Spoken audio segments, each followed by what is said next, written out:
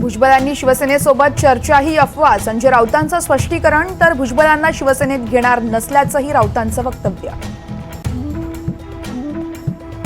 दिल्ली दौऱ्यानंतर देवेंद्र फडणवीस पुन्हा ऍक्शन मोडमध्ये. आज नागपुरातील प्रकल्पांच्या आढाव्यासंदर्भात बैठक घेणार.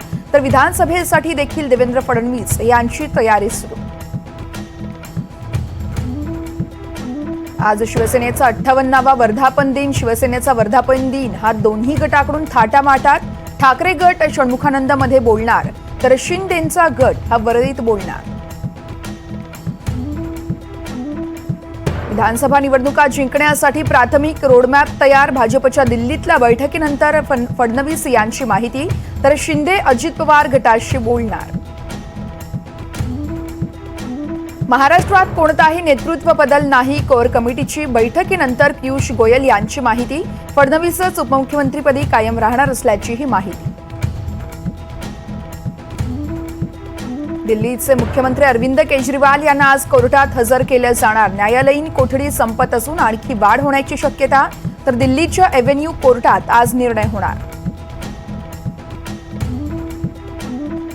विधानसभेची मोट बांधण्यासाठी राज ठाकरे आजपासून नाशिकच्या दौऱ्यावर. उद्या श्रेष्ठ निवृत्तीनाथांच्या पालखी सोहळ्यात देखील होणार सहभागी. नागपूरच्या ड्रंक अँड ड्राईव्हच्या आरोपीची 2 दिवसानंतरही रक्ताची चाचणी नाहीच. पोलिसांच्या कारवाईसंदर्भात संशय व्यक्त. आसाममध्ये पूरस्थिती कायम. 15 जिल्ह्यातील लाखाहून अधिक लोकांना पुराचा फटका. आतापर्यंत 26 जणांचा दुर्दैवी मृत्यू.